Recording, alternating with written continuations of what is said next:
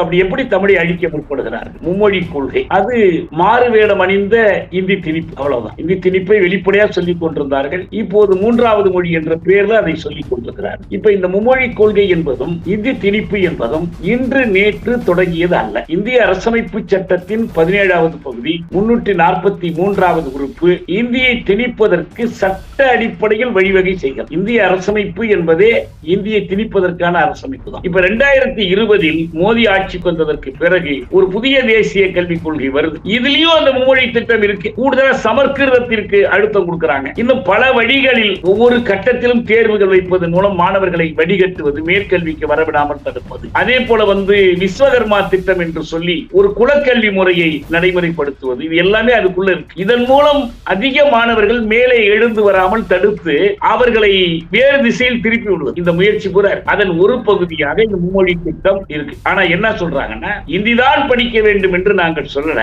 இந்தியோ வேறொரு இந்திய மொழியோ படிச்சுக்கலாம். ஆனால் இந்தியாவின் ஆட்சி மொழி இந்தியோ வேறொரு மொழியோ இல்ல, இந்திதான் ஆட்சி மொழின்னு இருக்கு. நீங்கள் இந்தியை ஆட்சி மொழியாக அது அறிவிக்கிறதே தவிர தேசிய மொழியாக அல்ல, நாட்டின் பொது மொழியாக இல்லவே இல்லை. ஆனா பாஜக என்ன சொல்றதுன்னா, இந்தியை இந்தியாவின் பொது மொழியாக்கவே. நான் சான்றா எதை குறிப்பிடுறேன்னா, அமித்ஷா தலைமையில் அமைக்கப்பட்ட ஆட்சி மொழி குழு அதனுடைய அறிக்கையினுடைய கடைசியில எப்படி இந்தியை உயர்கல்வி நிறுவனங்கள் எல்லாம் நுழைக்கணும்னு சொல்லிட்டு இதையெல்லாம் செய்யவில்லை என்றால் இந்தியை இந்தியாவின் பொது மொழி ஆக்க முடியாதுன்னு சொல்றாங்க. இந்தியாவின் பொது மொழி என்று ஒன்று கிடையாது, தேசிய மொழியும் கிடையாது, இந்தியாவுக்கு பொது மொழியும் கிடையாது. இந்த ஆட்சி மொழி, அலுவல் மொழி, கல்வி மொழி என்னென்னமோ உண்டே தவிர பொது மொழி ஆக்குவது என்றால் என்ன பொருள்? தமிழ்நாட்டு மக்கள் நானும் நீங்களும் இந்த உரையாடலை தமிழில் நிகழ்த்த முடியாது, இந்தியில் தான் நிகழ்த்த முடியும். நீங்கள் இந்தியில் தான் திரைப்படம் பார்க்கணும், இந்தியில் தான் கடையில் போய் பொருள் வாங்கணும், இந்தியில தான் அரசுக்கு விண்ணப்பம் கொடுக்கணும் என்றால் அது தமிழை அழிக்கிற நடவடிக்கை தானே. தமிழை அழிப்பது என்றால்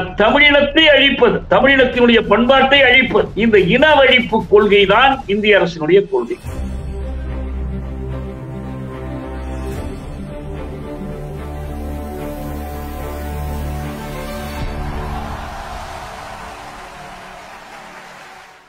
பேரொளி பார்வையாளர்களுக்கு வணக்கம். ஒட்டுமுரசு நிகழ்ச்சியின் வாயிலாக ஜெகன் தங்கதுரை.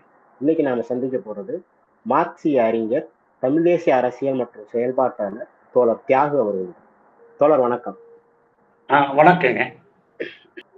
இப்ப சமீப காலங்களாக தமிழ்நாட்டுல தமிழ் மொழி மீதான ஆதிக்கம், இந்தி திணிப்பு, இது போன்ற விஷயங்கள் தொடர்ச்சியா பேசப்பட்டுக்கிட்டே வருது. சில நாட்களுக்கு முன்னாடி தர்மேந்திர பிரதான், ஒன்றிய கல்வி அமைச்சர் நிதி கொடுக்க முடியாது, மும்மொழி கொள்கையை ஏற்றுக்கிட்டீங்கன்னா தான் தர முடியும் அப்படின்னு சொல்றாரு. அதுக்கு எதிராக இங்க தமிழ்நாட்டில இருந்து முதலமைச்சர், எதிர்கட்சிகள், மற்ற இயக்கங்கள் எல்லாருமே சேர்ந்து கடுமையான கண்டனத்தை தொடர்ச்சியா தெரிவிச்சுட்டு வர்றாங்க. அதை ஒட்டி நிறைய போராட்டங்களும் முன்னெடுக்கப்பட்டுக்கிட்டே இருக்கு. இதற்கிடையில 2 தினங்களுக்கு முன்னாடி மகாராஷ்டிராவில் மராட்டிய மொழி மாநாட்டில் பேசின இந்திய துணை குடியரசுத் தலைவர் ஜெகதீப் தன்கர் அவர்கள் என்ன சொல்றாருனாக்கா, ஒரு நிலத்தை கைப்பற்றணும் அப்படின்னா அந்த நிலத்தினுடைய மொழியை அழிச்சிட்டா போதும், அந்த நிலம் எளிதாக கைவசப்பட்டுரும். அவர் வேற துணியில சொல்லியிருந்தாலும், என்ன பொருள்ல சொல்லியிருந்தாலும், இது ஒன்றிய அரசுக்கு நல்லாவே தெரியுது, அவங்களுக்கு அந்த அடிப்படையெல்லாம் புரியுது. ஒரு மொழியை அழிக்கிறதுனால அந்த நிலத்தை கைப்பற்ற முடியும். ஆனா அவங்க தொடர்ச்சியா தமிழ்நாட்டுக்கு மட்டும் வஞ்சிக்கிற விதமா தொடர்ச்சியா திணிச்சுக்கிட்டே இருக்கிறாங்க.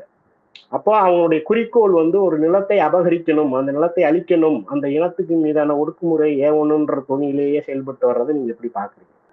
நாம் ஒன்றை புரிந்து கொள்ள வேண்டியது என்னன்னா, தமிழை அழிக்க வேண்டும் என்றால் இது ஒரு மொழியின் அழிப்பு அல்ல, ஒரு இனத்தின் அழிப்பு. தமிழ் மொழியை அழித்த பிறகு தமிழ் இனம் எப்படி இருக்கும்? இருக்காது இல்லையா? தமிழை அழிக்க அவர்கள் முற்படுகிறார்கள் என்பதை நம்மால் நிறுவ முடிந்தால் அது தமிழ் இன அழிப்பு என்பதை நாம் அறிவிக்கலாம், தெளிவா சொல்லலாம். இப்ப அப்படி எப்படி தமிழை அழிக்க முற்படுகிறார்கள்? நீங்க சொன்ன மாதிரி மும்மொழி கொள்கை, அது மாறுவேடம் அணிந்த இந்தி திணிப்பு, அவ்வளவுதான். இந்தி திணிப்பை வெளிப்படையா சொல்லிக் கொண்டிருந்தார்கள். இப்போது மூன்றாவது மொழி என்ற பெயர்ல அதை சொல்லிக் கொண்டிருக்கிறார். இப்ப இந்த மும்மொழி கொள்கை என்பதும் இந்தி திணிப்பு என்பதும் இன்று நேற்று தொடங்கியது அல்ல. இந்திய அரசமைப்பு சட்டத்தின் 17வது பகுதி 343வது உறுப்பு இந்தியை திணிப்பதற்கு சட்ட அடிப்படையில் வழிவகை செய்கிறது. இந்திய அரசமைப்பு என்பதே இந்தியை திணிப்பதற்கான அரசமைப்பு தான். இந்தியாவின் ஆட்சி மொழியாக திணிப்பதை பற்றி பேசுகிறார்கள். ஆனால் அரசமைப்பு இந்தியை இந்தியாவின் தேசிய மொழியாக அறிவிக்கல.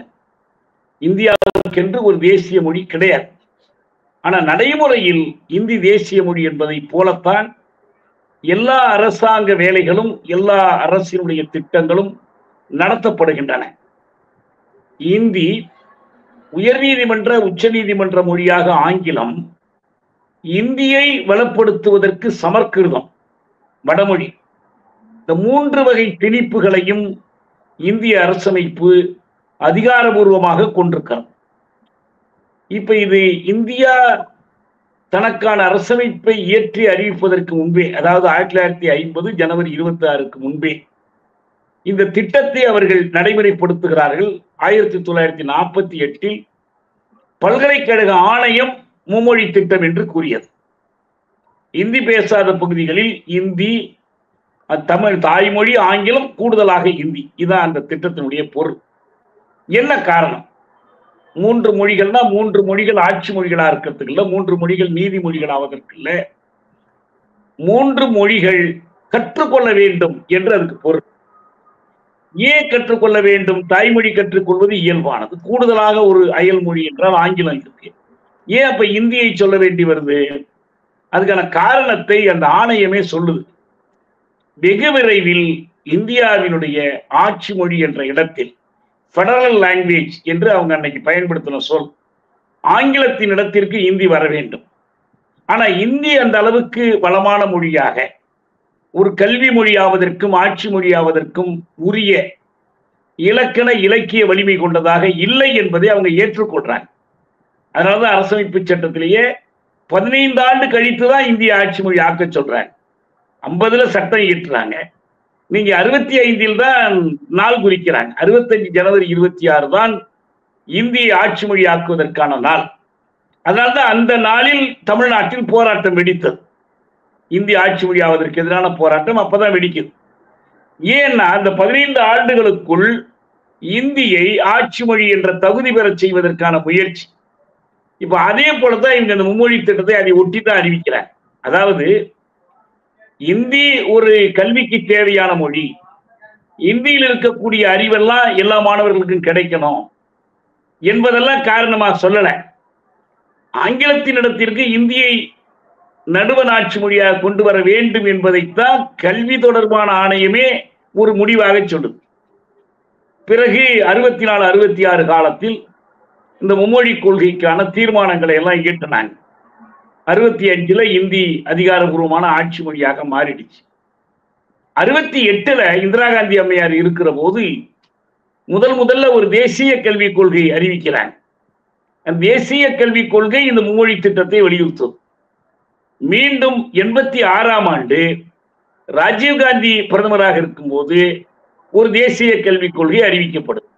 அதுலேயும் மும்மொழி திட்டம் வலியுறுத்தப்படும். ஆனால் எந்த மாநிலம் இதை அப்படியே ஏற்க விரும்பவில்லையோ அது ஏற்க வேண்டிய அவசியம் இல்லை.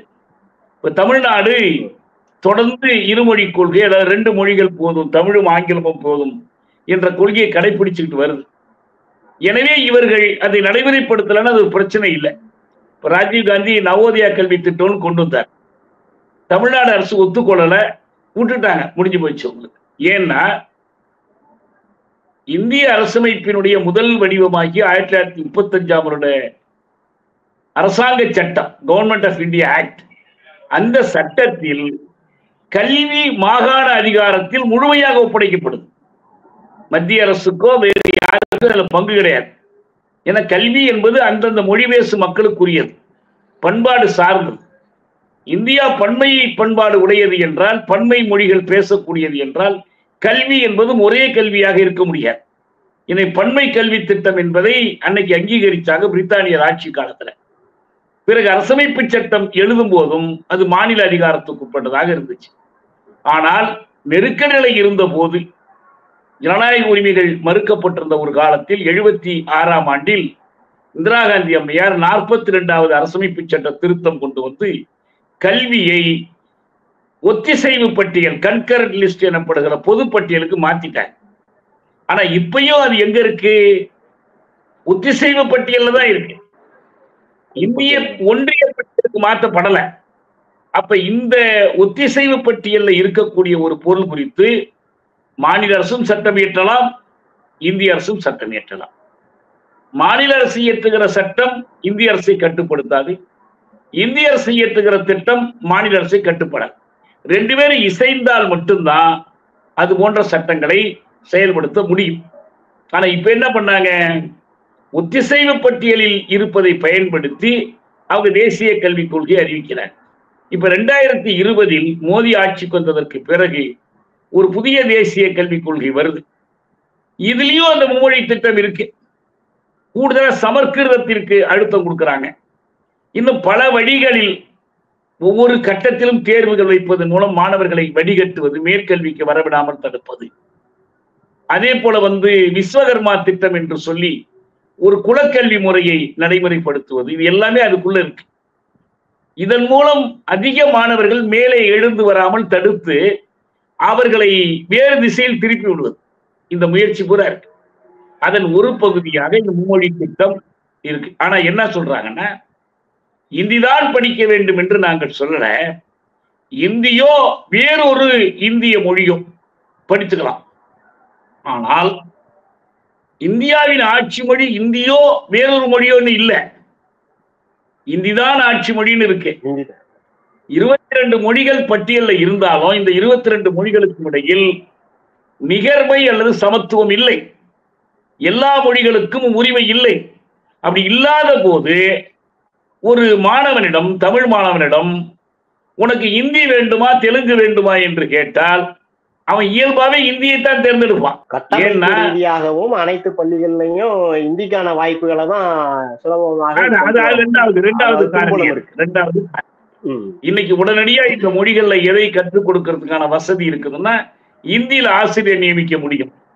ஏன்னா இந்திய அரசு பள்ளிகள்ல மட்டுமல்ல, தமிழக அரசு கட்டுப்பாட்டில் இருக்கிற மெட்ரிகுலேஷன் பள்ளிகளிலேயே இந்தி கற்பிக்கப்படுகிறது, இந்தி ஆசிரியர்கள் இருக்கிறாங்க. அரசு கல்லூரிகள்ல எல்லாம் இந்தி ஆசிரியர்கள் இருக்கிறாங்க. ஆனா அதுபோல தெலுங்குக்கோ, கன்னடத்துக்கோ, மலையாளத்துக்கோ, ஒரியாவுக்கோ, வங்காளிக்கோ, வேறு இந்திய மொழிகளுக்கு கற்றுக் கொடுக்கிற ஏற்பாடு இல்லை.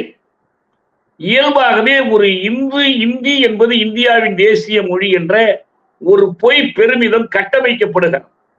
நீங்க இந்தியானா அப்ப இந்தி தானே, இந்து இந்தி இந்தியா, இந்து மதத்துக்கு முதன்மை, இந்தி மொழிக்கு ஆதிக்க நிலை, அதன் மூலம் இந்தியா. இந்தியா என்பது ஒரு கட்டமைப்பினுடைய பெயர். It is a name of a structure. India என்பது ஒரு புவியியல் கண்ணோட்டத்துலதான் நம்ம துணை கண்டம்லாம் சொல்றோம். ஆனா அது என்ன உண்மையிலன்னா ஒரு செயற்கையான அரசியல் கட்டமைப்பு. பிரித்தானியர் தங்களுடைய அரசியல் ஆதிக்கத்திற்காகவும் பொருளியல் சுரண்டலுக்காகவும் உருவாக்கிய, துப்பாக்கி முனையில் உருவாக்கிய ஒரு கட்டமைப்புக்கு பேர் தான் இந்தியா. இந்த கட்டமைப்பை தொடர்ந்து பாதுகாப்பதற்கு அவர்கள் அந்த இடத்துல இந்தியை கொண்டு வர்றாங்க.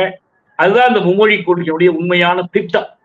இதுதான் சிறந்த மொழி என்பதற்காக அப்படி இருந்துச்சுன்னா இதே அரசமைப்பு சட்டம், இதே 17வது பகுதி 348வது உறுப்பு என்ன சொல்லுதுன்னா, இந்தியாவின் உச்ச நீதிமன்றத்திலும் உயர் நீதிமன்றங்களிலும் ஆங்கிலம்தான் நீதிமன்ற மொழி, அதுதான் ஆட்சி மொழியாக இருக்கும், நீதிமன்ற மொழியாக இருக்கும். ஏன்னா அவங்களுக்கு என்ன நினைக்கிறாங்கன்னா, உச்ச நீதிமன்றத்திலோ உயர் நீதிமன்றத்திலோ இந்தியில் விண்ணப்பம் கொடுத்தால் அதை நிராகரிச்சிருவாங்க, ஆங்கிலம் தான். அப்ப அது போல இந்தி ஆட்சி மொழியாவதற்கு தகுதி பெற்றுடுச்சானா பெறல. ஆனா இந்தியை திட்டமிட்டு ஊக்கப்படுத்துறாங்க. ஒரு வங்கியில வேலை செய்கிறவர்கள் இந்தியில தேர்வு எழுதி தேர்ச்சி பெற்றால் அவர்களுக்கு பதவி உயர்வு வழங்கப்படும். ஒரு இந்தியர்கள் என்றாலே இந்திக்காரர்கள் என்ற ஒரு புரிதல் தான் ஏற்படுத்தி வச்சிருக்கிறாங்க. ஆக இந்த காரணங்களினால் இந்த 3வது மொழி என்பது ஏதோ ஒரு மொழி அல்ல, அது நிச்சயமாக இந்தி தான் நடைமுறையில்.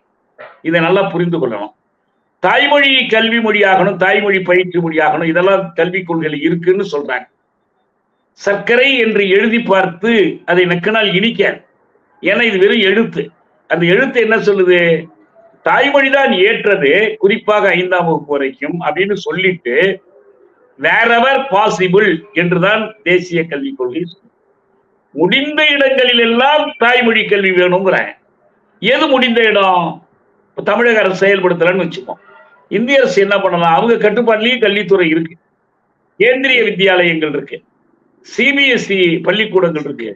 இந்த சிபிஎஸ்இலையும் கேந்திரிய வித்யாலயத்திலையும் அவங்க என்ன செய்ய முடியும்னா, இந்த தமிழ் மொழியை ஒரு மொழி பாடமா கத்துக்கலாம், இந்திக்கு பதிலாக வேறொரு மொழியை கற்றுக் கொடுக்கலாம். ஆனால் இந்திய அரசு கட்டுப்பாட்டில் எல்லா பள்ளிகளிலும் இந்தி கட்டாயமாக கற்பிக்கப்படுகிறது, தாய்மொழி கல்வி கிடையாது.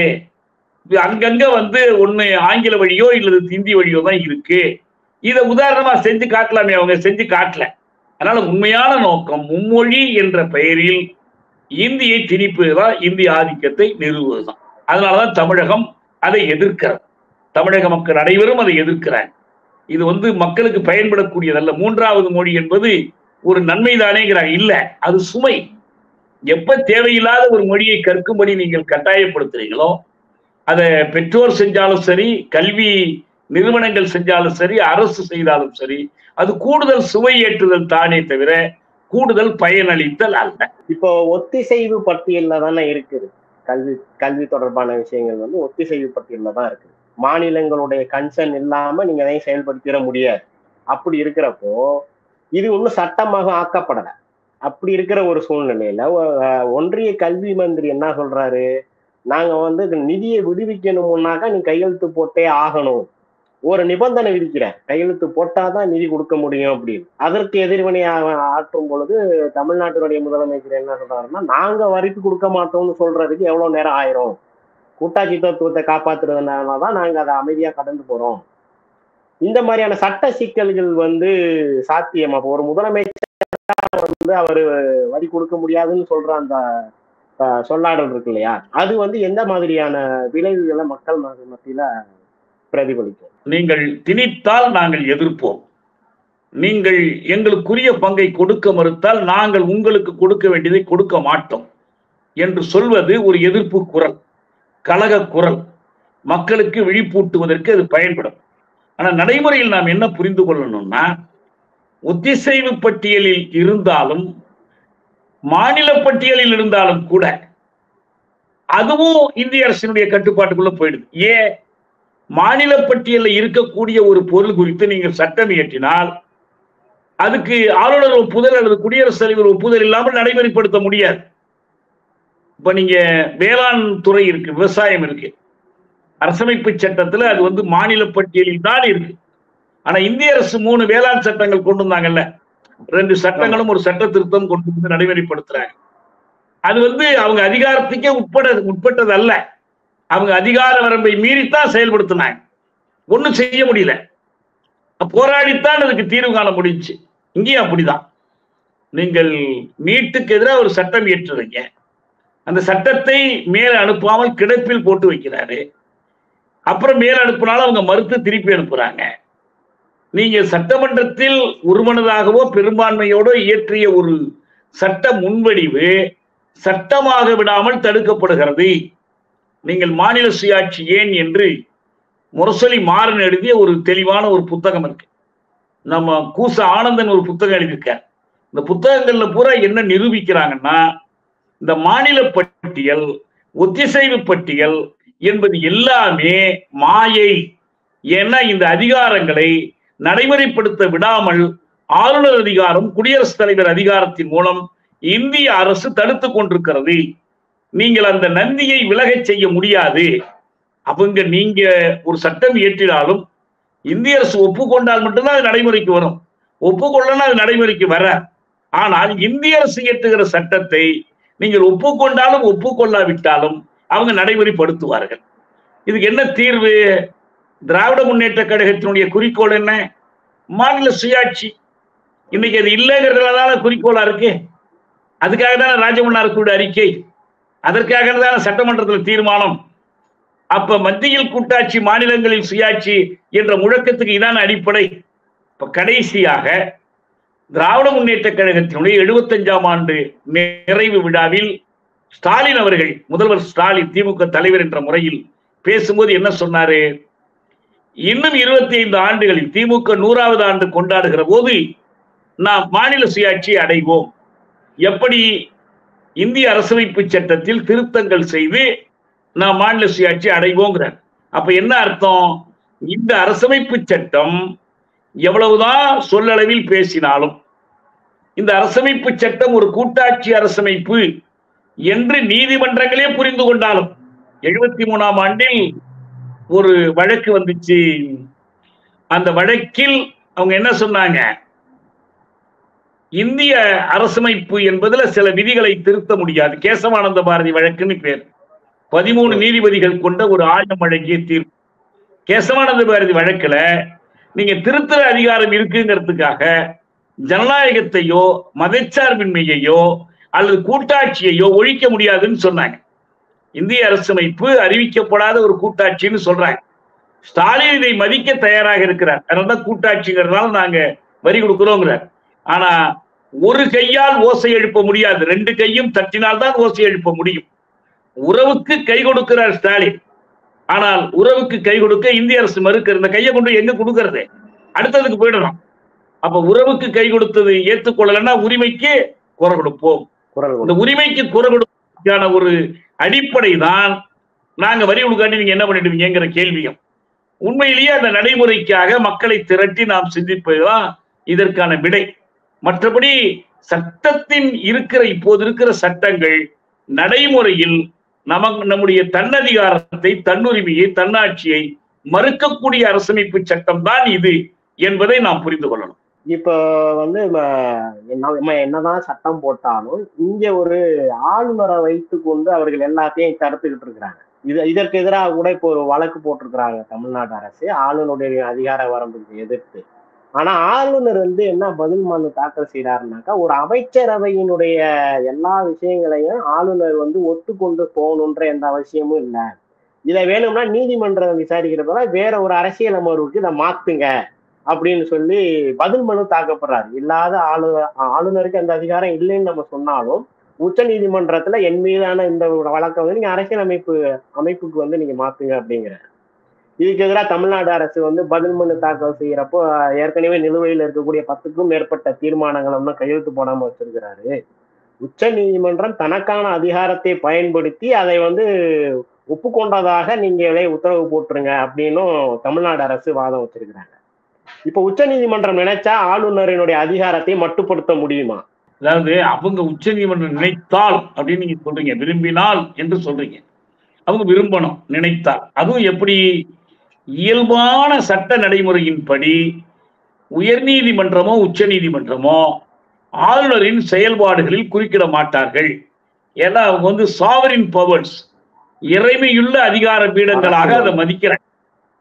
ஆமா, அரசமைப்பு சட்டப்படியான அதிகாரங்கள், அது வந்து உயர்ந்த அதிகாரங்கள். அதாவது முடியாட்சியில் மன்னர் எப்படியோ அதுபோல குடியாட்சியில் குடியரசுத் தலைவரும் குடியரசுத் தலைவருடைய பெயராளராகி ஆளுநரும். இதுதான் வந்து உச்ச நீதிமன்றத்தினுடைய பார்வை.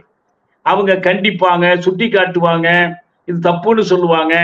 இப்ப டெல்லியில வந்து அந்த மாநில துணை ஆளுநருடைய நடவடிக்கைகளை உச்ச நீதிமன்றம் கண்டித்து மாநில அரசு முடிவைத்தான் செயல்படுத்தணும்னு தீர்ப்பளித்தார்கள். இந்த அரசு என்ன செய்தார்கள்? உடனடியாக சட்டத்தை திருத்தி அந்த அதிகாரங்கள் துணைநிலை ஆளுநருக்கு தான் உரியது, மாநில அரசு இஷ்டப்படி அவர் செயல்பட வேண்டியதில்லை என்று சட்டத்தையே திருத்திட்டாங்க. இவர் அரவிந்த் கெஜ்ரிவால் இருக்கும் போதே இது நடந்துச்சு. இப்ப இங்க மாநிலங்கள்ல பாத்தீங்கன்னா இப்ப 7 விடுதலை தொடர்பான வழக்கில் நாம் இப்படித்தான் அணுகணும். உச்ச நீதிமன்றம் பலமுறை சொல்லி பார்த்துச்சு, இதுல உங்க அதிகாரத்தை பயன்படுத்துங்க. ஆளுநருடைய நடவடிக்கை அரசமைப்பு சட்டத்திற்கு உகந்தது அல்ல என்று சுட்டிக்காட்டியது. The governor has erred in constitution. அரசமைப்பு சட்டத்தில் பிழை செய்திருக்கிறார். 161வது உறுப்பின்படி உங்கள் அதிகாரத்தை பயன்படுத்த சொன்னால் நீங்கள் 72வது உறுப்பின்படி இந்திய குடியரசுத் தலைவரை பயன்படுத்த சொல்லுகிறீர்கள். சட்டம் அப்படிப்பட்டது அல்ல. எனவே நீங்கள் தலையிடாததால், நீங்கள் சட்டப்படி செயல்படாததால், பலமுறை எச்சரித்தும் நீங்கள் கேட்காததால் நாங்கள் எங்களுடைய சிறப்பு அதிகாரத்தை பயன்படுத்தி இவர்களை விடுதலை செய்கிறோம்னு அறிவிச்சாங்க. அந்த நேரத்தில் நான் கூட ஒரு கட்டுரை எழுதினேன். நீங்க சைன் ஆர் ரிசைன், இந்த விடுதலை உத்தரவில் நீங்கள் கையெழுத்து போடுங்க, விருப்பமில்லை என்றால் பதவி விலகி போய்விடுங்கள்னு அர்த்தம். இதான் சைன் ஆர் ரிசைன் என்பதனுடைய பொருள். ஆனா கடைசி வரை அவங்க கேட்காதனால உச்சநீதிமன்றம் தானே தலையிட்டு விடுதலை உத்தரவு போட்டுச்சு. இது ஒவ்வொரு முறையுமே அவங்க செய்து கொண்டிருக்க மாட்டாங்க. ரொம்ப ஒரு விதிவிலக்கான நிலைமைகளில் மட்டும்தான் இந்த சிறப்பு அதிகாரத்தை 141, 142 உறுப்புகளை அவங்க பயன்படுத்துறாங்க. இப்ப அப்படி பயன்படுத்துறதுன்னா அவங்க பயன்படுத்தலாம். ஆனா அவங்க அப்படி செய்யாமல் என்ன பண்றாங்கன்னா, ஆளுநருடைய அதிகாரங்களை எல்லாம் சுட்டி காட்டுறாங்க, கோப்புகளை காலவரமின்றி வைத்துக் கொள்ள முடியாதுங்கிறாங்க, எல்லாம் சொல்லிட்டு கடைசியில ஆளுநர் முடிவில் நீதிமன்றம் தலையிடாதுன்னு சொல்லுறாங்க. இதான் இப்ப இருக்க நிலைமை. அங்க நீதிமன்றத்தில் போய் இந்த அரசியல் சிக்கலை, நமக்கு தன்னாட்சி மறுக்கப்படுகிறது, நம் மீது இந்திய அரசு பலவற்றை திணிக்கிறது, மாநிலங்களை அலட்சியப்படுத்துகிறது, மாநிலங்களை குறுநிலங்களாக கருதுகிறது என்ற சிக்கல் எல்லாம் மக்கள் மத்தியில் போய் திரட்டி போராடி தீர்க்க வேண்டிய சிக்கல்களை தவிர நீங்கள் என்ன பண்ண முடியாதுன்னா, நீதிமன்றத்தின் வாயிலாகவே நிரந்தரமா தீர்த்து கொள்ள முடியுமா என்றால் தீர்த்து கொள்ள முடியாது. நீதிமன்றம் தெரிவிக்கக்கூடிய சில கருத்துக்களை நீங்கள் உங்கள் பரப்புரையில் பயன்படுத்தலாம், மக்களை திரட்டுவதற்கு அதை பயன்படுத்தலாம், அரசுக்கு ஒரு நெருக்கடி கொடுக்கலாம். ஆனா அதையே தீர்வாக முன்வைக்க முடியாது. அதாவது இப்ப தமிழ் இன உணர்ச்சி, தமிழ் மொழி பற்று, இதுல தமிழர்களுக்குன்னு ஒரு தனித்தன்மை இருக்கு. அவங்க இதுல ரொம்ப சுலபமாக எல்லாரையும் ஒன்றிணைச்சிட முடியுது. இந்த பலத்தை பயன்படுத்தி அடுத்து நாம முன்னகர்த்த வேண்டிய ஒரு கொள்கையாக மாநில சுயாட்சி பத்தின விஷயங்களை பேசி தமிழ் உணர்வு சார்ந்து அந்த உரிமையை காக்கிறதுக்கு இயக்கங்கள் செயல்படணும், அரசியல் தலைவர்கள் முன்வர வேண்டும் நினைக்கிறீங்க? நீங்க சொன்ன மாதிரி இந்த சிக்கல், இந்த ஒரு அமைச்சர் ஒரு நாள் அறிக்கை விட்டார், அவர் பேசினார் என்பதெல்லாம் இல்லை. ஒரு பக்கம் அரசமைப்பு சட்டத்தின்படி நீங்கள் இந்தியை ஆட்சி மொழியாக அது அறிவிக்கிறதே தவிர தேசிய மொழியாக அல்ல, நாட்டின் பொது மொழியாக இல்லவே இல்லை. ஆனா பாஜக என்ன சொல்றதுன்னா, இந்தியை இந்தியாவின் பொது மொழியாக்க வேண்டும். நான் சான்றா எதை குறிப்பிடுறேன்னா, அமித்ஷா தலைமையில் அமைக்கப்பட்ட ஆட்சி மொழி குழு அதனுடைய அறிக்கையினுடைய கடைசியில எப்படி இந்தியை உயர்கல்வி நிறுவனங்களெல்லாம் நுழைக்கணும்னு சொல்லிட்டு இதையெல்லாம் செய்யவில்லை என்றால் இந்தியை இந்தியாவின் பொது மொழி ஆக்க முடியாதுன்னு சொல்றாங்க. இந்தியாவின் பொது மொழி என்று ஒன்று கிடையாது, தேசிய மொழியும் கிடையாது, இந்தியாவுக்கு பொது மொழியும் கிடையாது. இந்த ஆட்சி மொழி, அலுவல் மொழி, கல்வி மொழி என்னென்னமோ உண்டே தவிர பொதுமொழி ஆக்குவது என்றால் என்ன பொருள்? தமிழ்நாட்டு மக்கள், நானும் நீங்களும் இந்த உரையாடலை தமிழில் நிகழ்த்த முடியாது, இந்தியில் தான் நிகழ்த்த முடியும். நீங்கள் இந்தியில் தான் திரைப்படம் பார்க்கணும், இந்தியில் தான் கடையில் போய் பொருள் வாங்கணும், இந்தியில தான் அரசுக்கு விண்ணப்பம் கொடுக்கணும் என்றால் அது தமிழை அழிக்கிற நடவடிக்கை தானே. தமிழை அழிப்பது என்றால் தமிழினத்தை அழிப்பது, தமிழினத்தினுடைய பண்பாட்டை அழிப்பது. இந்த இனவழிப்பு கொள்கை தான் இந்திய அரசினுடைய கொள்கை. இந்த இனவழிப்புக்கு மாறாக நீங்கள் எதை வலியுறுத்தணும்? தமிழ் இனத்தின் வாழ்வை, தமிழ் இனத்தின் இறைமையை, தமிழ் இனத்தின் விடுதலையை, தமிழ் இனத்தினுடைய தன்னதிகாரத்தை, சுயநிர்ணய உரிமையை, இதெல்லாம் வலியுறுத்தணும். நீங்க இதற்காக போராடணும். இப்போ ஒரு உதாரணமா நேரடியா நான் சொல்றேன், தேசிய கல்விக் கொள்கைன்னு இந்திய அரசு அறிவிச்சிருக்கிறாங்க. தேசிய கல்விக் கொள்கை என்றால் என்ன பொருள்? இந்திய நாடு முழுவதற்கும் ஒரே கல்விக் கொள்கை, இந்திய தேசிய கல்விக் கொள்கை. நாம் அதை ஏற்றுக்கொள்ளல, கடந்த காலத்திலும் ஏற்றுக்கொள்ள. நீங்க 68ல ஒற்றுக்கொள்ளல, 86ல ஒத்துக்கொள்ளல, இப்ப மட்டும் என்ன எப்படி ஒத்துக்கொள்ள போறோம்? ஒத்துக்கொள்ள முடியாது, ஒத்துக்கொள்ள முடியாது. ஒத்துக்கொள்ள முடியாதுன்னா நம்ம எப்படி மாற்று வழி வைக்கணும்? மாற்றாக ஒரு இந்திய தேசிய கல்விக் கொள்கைக்கு எதிராக ஒரு தமிழ் தேசிய கல்விக் கொள்கை வேணும். நீங்க தேசிய கல்விக் கொள்கைன்னு அழைக்கிறதுக்கு தயங்கினீங்கன்னா மாநிலன்னு சொல்லுங்க. தமிழ் மாநில கல்விக் கொள்கை வேண்டுமா வேண்டாமா? தமிழ் மாநில கல்விக் கொள்கை இல்லாமல் அமைச்சிருக்கிறாங்களே, அமைத்து அந்த குழுவில இருந்து ஒருத்தர் சரியா செயல்படலன்னு சொல்லி வெளியேறிட்டார். சரி, அது போனா போட்டும். எஞ்சியவர்கள் ஒரு அறிக்கை கொடுத்துட்டாங்க, அந்த அறிக்கை இன்னும் வெளியே வரவே இல்லையே. அந்த அறிக்கை தேசிய கல்விக் கொள்கைக்கு உண்மையான மாற்று கொள்கையா இருக்கணும். தேசிய கல்விக் கொள்கை என்பது என்னன்னா, கமர்சியலைசேஷன், சென்ட்ரலைசேஷன் அண்ட் கம்யூனலைசேஷன், இதான் இந்தி மயம், இந்திய மயம், இந்து மயம், இதான் அந்த கல்விக் கொள்கையுடைய சாரம். இதற்கு நேர் மாறாக உங்கள் கல்விக் கொள்கை வணிகமயத்தை எதிர்க்கணும். வணிகமயத்தையும் நடுவன் ஆதிக்க மயத்தையும் இந்து மயத்தையும் எதிர்த்து நீங்கள் உங்கள் மாற்று கல்விக் கொள்கையை முன்வைக்கணும். வெறும் பேர் மட்டும் இருந்தா போதாது. அதே கல்விக் கொள்கையை எடுத்து வேற லேபிள் ஒட்டினா பத்தாது. நீங்க வேறு கல்விக் கொள்கையை அறிவிக்கும். சரி, எது என்னங்கிறது நமக்கு தெரியல. இந்த அறிக்கையை வெளியிட்டாதான் தெரியும். அந்த அறிக்கையை வெளியிட்டு தமிழ்நாட்டில் இதை பற்றி ஒரு விவாதத்தை உருவாக்கி நம்ம ஒரு மாற்று கல்விக் கொள்கையை கூர்தீட்டி முன்வைத்தால் அந்த கல்விக் கொள்கைக்கு ஆதரவாக, இப்ப நம்ம நீட் விஷயத்துல செஞ்சிருக்கோம். நீட் ஏன் கூடாது என்பதற்கு ஒரு குழு அமைத்து நீட்டுக்கு ஏன் எதிரான மாற்றுக் கொள்கையை நம்ம முன் வச்சிருந்தோம். ஏற்கனவே தமிழ்நாட்டில் நடைமுறைப்படுத்தியும் இருக்கிறோம். இதற்கு ஆதரவாக நம்ம மக்களை திரட்டி போராடலாம். ஏற்கனவே நமக்கு அது தயாரா இருக்கும். அதே போல இந்த மும்மொழி கொள்கைக்கு மாற்றாக, தேசிய கல்விக் கொள்கையினுடைய மற்ற அடிக்கூறுகளுக்கு மாற்றாக தமிழ்நாட்டுக்கான ஒரு மாற்று கல்விக் கொள்கையை முன்வைத்துதான் போராடணும். அப்படி செய்யும் போதுதான் அனைத்து மக்களையும் நாம் உணர்வூட்டி அறிவூட்டி அமைப்பாக திரட்டி இந்திய அரசுக்கு எதிராக போராடும். இதுதான் எனக்கு இதுல மாற்றாக புதிய வழியாக நான் முன்வைக்க விரும்புகிறேன். நிகழ்ச்சியில் கலந்து கொண்டு பல்வேறு தகவலை பரிமாறிக்கொண்டதற்கு மிக்க நன்றி.